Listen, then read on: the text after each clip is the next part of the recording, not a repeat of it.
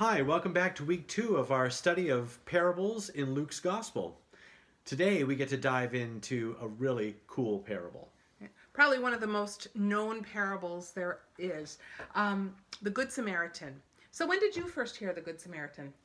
Actually, and I wasn't even Lutheran at the time, but I remember first hearing about the Good Samaritan from that wonderful television show that was on back in the 70s called Davy and Goliath. Okay. And I remember Goliath, the dog, asking the question of Davy, "Gee, Davy, who's my neighbor?"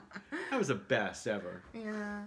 I remember it in Sunday school, and I remember being told that, the priest and the Levite walk by, and the Samaritan stops and helps. And I remember hearing it and thinking, but my pastor would never do that.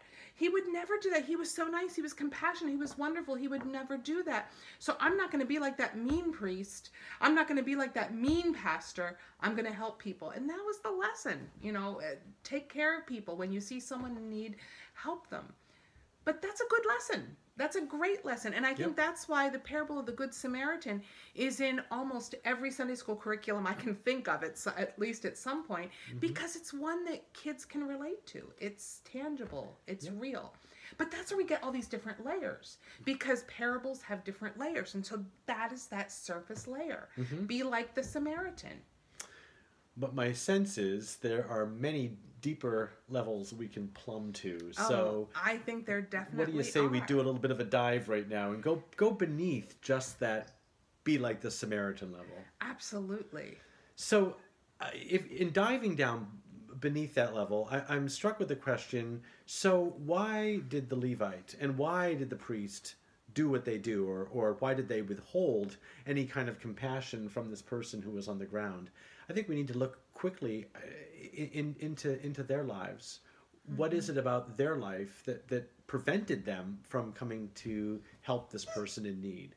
Was it just that they were bad people, or could there be something else to it? Well, they had a job to do. Okay, yeah, sure, absolutely. And they had a job to do. It was to make sure that God's people were keeping kosher, keeping within the confines of the law, and not in a bad way, but the law was a gift from God, and Absolutely. the law was all about how do I live with God and how do I live with my neighbor.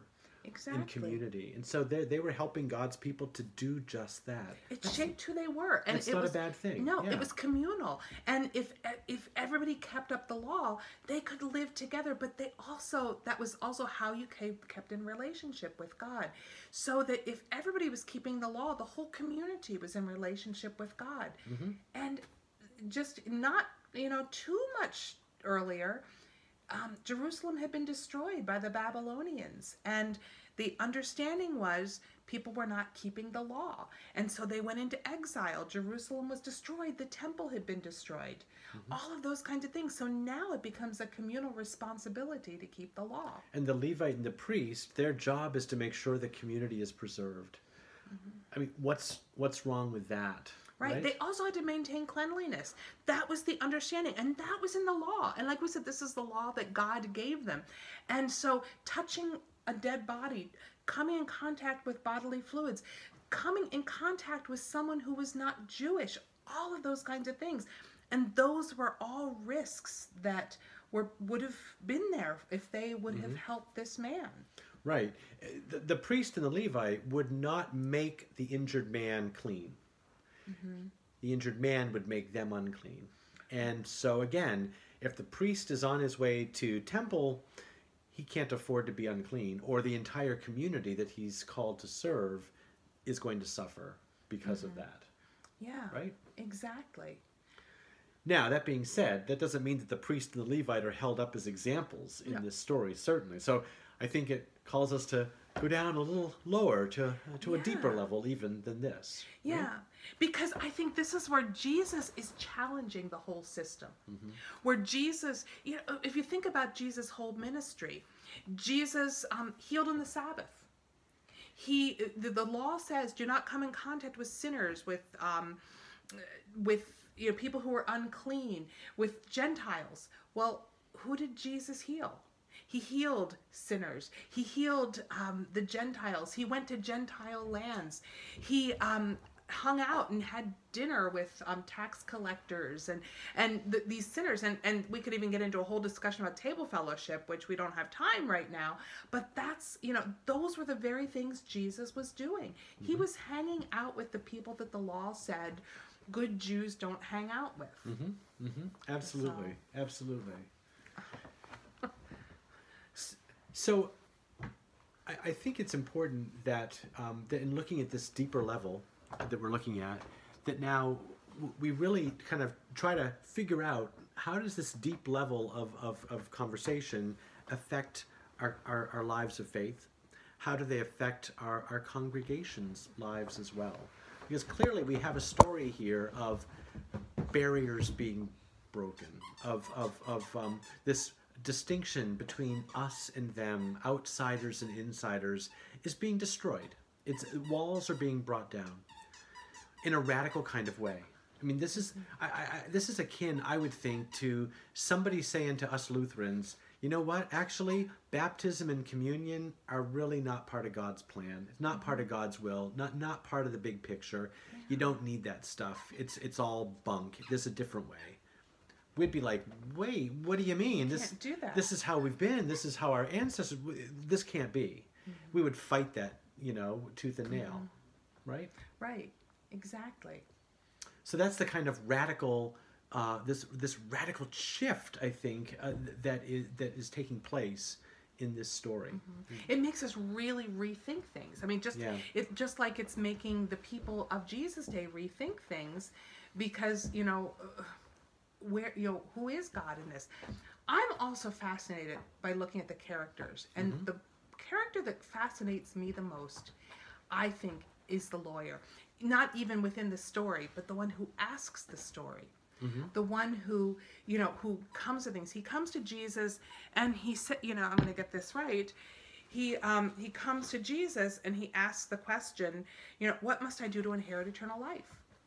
Well, that's kind of a dumb question, because in those days, a lawyer would have been someone who knew the law, who probably could quote chapter and verse of everything from Genesis, Exodus, Leviticus, Numbers, and Deuteronomy. He knew that stuff. And Jesus knows that he knows it. So this is a hostile question. He's testing Jesus, and he's being pretty awful about it. And Jesus knows that. And so Jesus responds with hostility as well. And it says, our NRSV translation is kind of nice, made nice. It says, what is written in the law? What do you read there? The Greek is a little more direct. It's more like, can't you read? Wow. Because Jesus would know. And so he can read, and he does know this because he answers it right. He says, you shall love the Lord your God with all your heart, with all your soul, with all your strength, and all your mind, and your neighbor as yourself.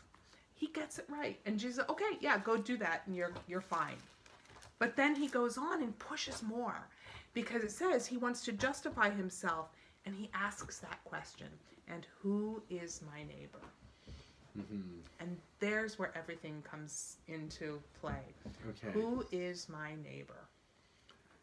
That's where life becomes radical, right? That's where now a whole major theological faith shift is called for, right? Exactly. And I think the lawyer's looking at what's the bare minimum that I have to do. All right, how far do I have to go to come to my neighbor? Mm-hmm. Or where can I stop? And so then Jesus tells this story, and we see it's a story of, it's radical, it's scandalous, because it shows that there is no limit to who your neighbor is. Because who does Jesus put in in that spot? The Samaritan. Right. And in those days, Samaritans were hated. They were hated by the people of that day. So it doesn't get any more radical than that in calling a Samaritan your neighbor. Yes, right. and the fact that the Samaritan is the one who gets neighborliness, that he is essentially the hero of the story. Yeah, that would have been scandalous in those days. Right. So it shows this is a story of abundance. Mm-hmm. It's a story of that God fills us with abundance. And so we have no limit to who our neighbor is, that you go to the nth degree. Well, as the Samaritan did, he went, he gave of everything to make sure that this injured person was taken care of. He wasn't providing spare coins out of his pocket that he could spare. He wasn't giving what was left. He was giving it all. Ooh. It becomes a stewardship text. Stewardship, anybody? And we don't like talking about stewardship, do we? Ah. But it is. And well, I like talking about stewardship. But it is a stewardship text. Yep. It's about God filling us with abundance. And then we share that abundance in all we do. And there's no limit to what we share. So, and as we look ahead at the parables that are coming up, I think they're all about abundance, about extravagant grace from a God who stops at nothing. And I think we're going to see that that's Luke's, that's a major theme of Luke. So if we are followers of an extravagant God who extravagantly showers us with blessings, I guess it makes sense that as followers we would be extravagant as well. Maybe in the eyes of the world, our churches might even be a little reckless in our stewardship. Giving it all, not giving what's left. Exactly. Wow, interesting. Okay. I'm anxious to see where we're going to go over the next coming weeks. And, you know, as we talk about these stories. And I'm anxious to hear from you all what your thoughts are on this. And please go online and chime into the online conversations. And let's see where this takes us. This is kind of exciting to be talking about this stuff. Yeah. So blessings to you this week. I look forward to getting back together again next week. Peace.